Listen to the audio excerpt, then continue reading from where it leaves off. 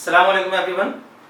اپنے پچھلے لیکچر میں ہم نے ڈسکس کیا تھا مین انوائرمنٹ ریلیشن شپ کے حوالے سے کہ انوائرمنٹ کے ایلیمنٹس کون کون سے ہیں، نیچرل انوائرمنٹ کس طرح سے بنتا ہے اور کلچرل انوائرمنٹ کن چیزوں پر مشتمل ہے.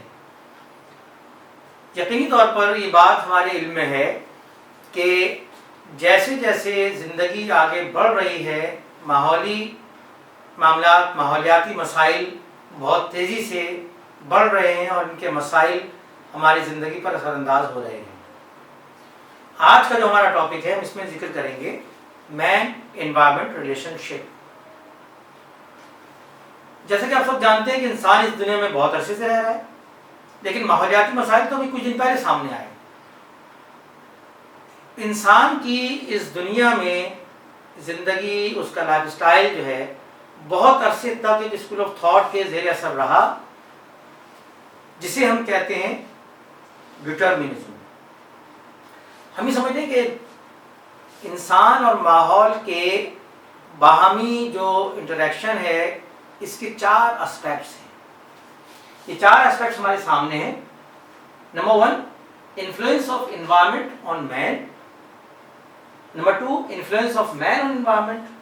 Number 3 regional adjustment by man. Number 4 seasonal adjustment by man. آئیے ہم دیکھتے ہیں کہ انسان اور ماحول کا آپس کا تعلق کس طرح سے آگے بڑھا. فار اے لانگ ہسٹری انسان یہ سمجھتا رہا کہ وہ ماحول کے ہاتھوں بے بس ہے. اسکول آف تھاٹ جسے ہم نے کہا ڈٹرمنزم، ہپوکریٹس اور ارسطوٹل جیسے دانشور اس اسکول آف تھاٹ میں شامل ہیں، بہت عرصے تک یہ سمجھتے رہے کہ انسان ماحول کے ہاتھوں بے بس ہے، انسان ماحول کے خلاف جا کر کچھ نہیں کر سکتا. اس سوچ نے انسان کی ترقی کو بہت روکے رکھا اور آگے بڑھنے کے راستے نہیں کھل سکے. اب سے کچھ عرصے پہلے یہ چیز انسانی شعور میں جب ڈیولپ ہوئی کہ انسان کچھ نہ کچھ کر سکتا ہے، انسان نے ہاتھ پیر مارے. ایگریکلچر ریولوشن سے آغاز ہونے والا انوویشن کا سلسلہ آگے چلتا رہا اور پھر اس کے بعد ایک اور تحریک شروع ہوئی جسے کہا گیا پاسبلزم. ایک نیا اسکول آف تھاٹ کہ انسان جو ہے وہ ہیلپ لیس نہیں ہے بلکہ وہ اویلیبل اپرچونیٹیز کو استعمال کر کے ماحول کو اپنے حساب سے چینج کر سکتا ہے. اس اسکول آف تھاٹ کے ڈیولپمنٹ کے ساتھ ساتھ انسانی ترقی کا نیا دور شروع ہوا. جب انسان نے ماحول کو چینج کرنا شروع کیا تو کہیں پہ انسان کامیاب ہو گیا، کہیں پہ انسان کامیاب نہیں ہوا. جہاں انسان ماحول کے ہاتھوں بے بس ہوا وہاں پر اس نے جو چیز کی اسے ہم نے نام دیا ایڈجسٹمنٹ کا، جس کو کہ آپ یہاں دیکھ سکتے ہیں کہ جہاں انسان ماحول کو چینج نہیں کر پا رہا ہے وہاں ہے ریجنل ایڈجسٹمنٹ بائی مین اور سیزنل ایڈجسٹمنٹ بائی مین. انہی چیزوں کو ہم مختلف ایگزامپلس کی مدد سے اس ڈائیگرام کی مدد سے سمجھتے ہیں.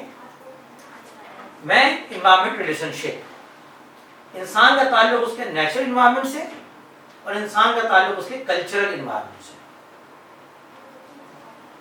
جہاں موقع ملا انسان نے اپنے نیچرل انوائرمنٹ کو انفلوئنس کیا، جہاں موقع ملا انسان نے اپنے کلچرل انوائرمنٹ پر اثر اندازی کی. جو 2 اہم چیزیں ہیں وہ ہمارے سمجھنے کی ہیں کہ جب تک انسان کا ماحول پر اثر کم تھا یا ضرورت کے مطابق تھا ماحولیاتی مسائل پیدا نہیں ہوئے.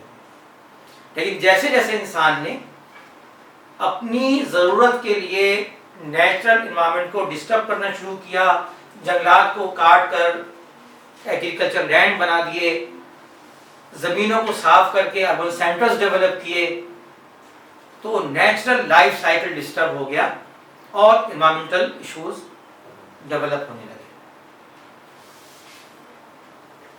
مین انوائرمنٹ ریلیشن شپ میں جو 2 اہم چیزیں ہمارے سامنے ہیں، ریجنل ایڈجسٹمنٹ، جہاں انسان ماحول کے ہاتھوں بے بس محسوس کرتا ہے یا سمجھتا ہے کہ یہاں پر وہ ماحول کو کنٹرول نہیں کر سکتا، وہاں پر وہ ایڈجسٹمنٹ کرتا ہے. یہ ایڈجسٹمنٹ 2 طرح کی ہے، ایک ہے ریجنل ایڈجسٹمنٹ، ایک ہے سیزنل ایڈجسٹمنٹ. ریجنل ایڈجسٹمنٹ کیا ہوتی ہے؟ ایک چھوٹی سی مثال میں آپ کو بتاؤں کہ جو لوگ میدانی علاقوں میں رہتے ہیں ان کے جو اپنے گھر ہیں، انسان کی نیچرل انوائرمنٹ کا جو امپیکٹ ہے ریجنل ایڈجسٹمنٹ پر، کہ جو لوگ میدانی علاقوں میں رہتے ہیں وہ اپنے گھر کی چھتیں عموماً ہموار یا سیدھی بناتے ہیں، لیکن برف باری والے علاقوں میں، پہاڑی علاقوں میں جو لوگ رہتے ہیں جہاں برف باری ہوتی ہے، وہ ہمیشہ اپنے گھروں کی چھتیں جو ہیں وہ انکلائنڈ رکھتے ہیں، کراس میں رکھتے ہیں، تاکہ برف سے ان کے گھروں کو نقصان نہ پہنچے اور برف جو ہے وہ سلپ ہو کر نیچے چلی جائے۔ اسی طرح سے جو لوگ بہت ٹھنڈے علاقوں میں رہتے ہیں وہ اپنے گھروں میں آتش دان یا ہیٹرز کی ارینجمنٹ رکھتے ہیں، جبکہ ہم کراچی میں رہتے ہیں، یہاں پر ہمارے گھروں میں جو ٹیمپریچر ہوتا ہے ونٹر میں بھی اس کے حساب سے ہمیں آتش دان کی یا چمنیز کی ضرورت نہیں ہوتی۔ اسی ریجنل ایڈجسٹمنٹ کو جب ہم کلچرل انوائرمنٹ کے ساتھ دیکھتے ہیں تو ایک اور بہت اہم چیز ہمارے سامنے آتی ہے۔ دنیا کی بڑی بڑی فوڈ چینز، ظاہر ہم نے ڈسکس کیا کہ کسی بھی کمرشل ایکٹیویٹی کا جو بنیادی پرپز ہے وہ ہے میکسیمم پروفٹ ارن کرنا۔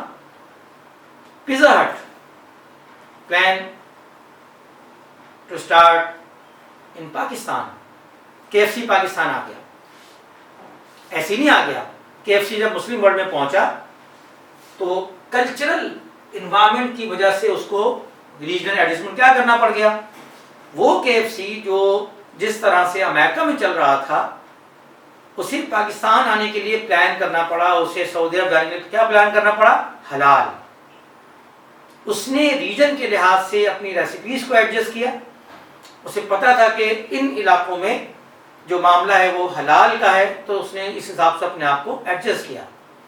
اسی طرح سے مختلف کاسمیٹک کمپنیز جب اپنے برانڈ پلان کرتی ہیں مسلم ورلڈ کے لیے تو بطور خاص اس بات کا خیال رکھتی ہیں کہ اس میں الکوہل یا ایسے فیٹس نہ ہوں جو کہ مسلم ورلڈ کے لیے پروہیبٹڈ ہیں یا وہ یہاں پر بین ہیں۔ اسی طرح سے جب ہم بات کرتے ہیں سیزنل ایڈجسٹمنٹ کی، یہ بھی ہماری زندگی کا ایک بہت ہی اہم جز ہے۔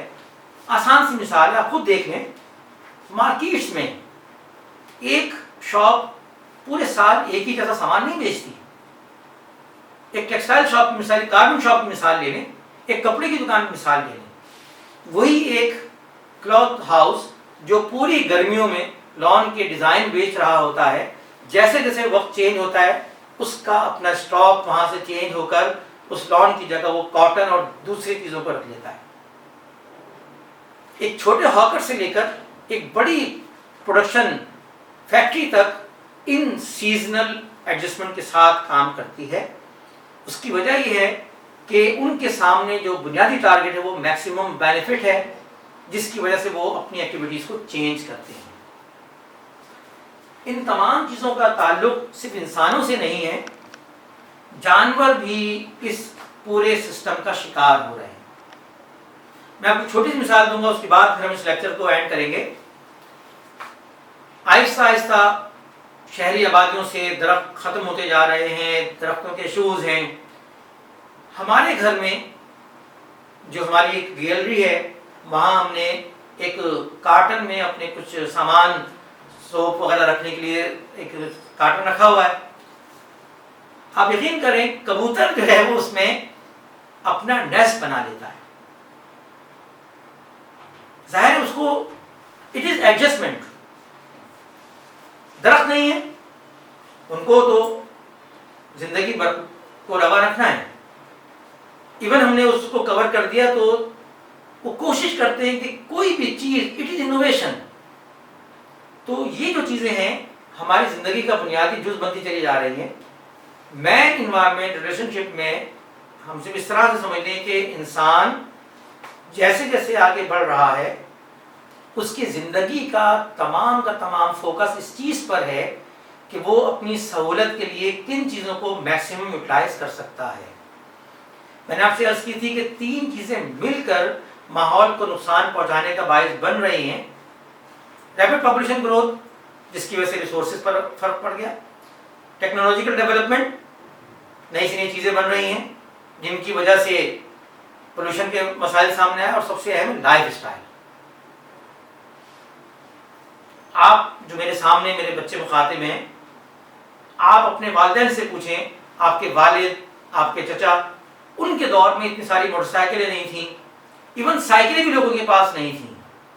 سائیکل کی دکان ہوتی تھی، کرائے پر سائیکل ملتی تھی، لوگ آدھے گھنٹے اور 1 گھنٹے کے لیے سائیکل لے کر اپنا کام کر کے اس سائیکل کو وہاں پہ واپس دیتے تھے، اور یہ زندگی کا ایک لائف اسٹائل تھا. شاپنگ بیگ کا کنسیپٹ نہیں تھا. لوگ اپنے گھر سے دودھ کی بالٹی اور دودھ کا ڈبہ اور سامان لے کر نکلتے تھے اور سامان خریدتے تھے. اس سارے سسٹم نے جہاں ہمارے لیے آسانیاں پیدا کی ہیں، وہیں پہ ہمیں ماحول کو خراب کرنے کا ذمہ دار بھی بنا دیا ہے. سسٹینیبل ڈیولپمنٹ گولز، جیسا کہ میں نے آپ کو بتایا کہ 2015 میں ایک سسٹم ڈیولپ کیا گیا کہ ویژن 2030، اور یہ 17 گولز ہیں جن کی مدد سے دنیا کو بہتر بنانے کی طرف کام کیا جا رہا ہے. ہم بھی اپنے معاملات کو، انوائرمنٹ کو بیلنس کرنے میں کس طرح سے استعمال کر سکتے ہیں، یہ ہماری بھی ذمہ داری ہے.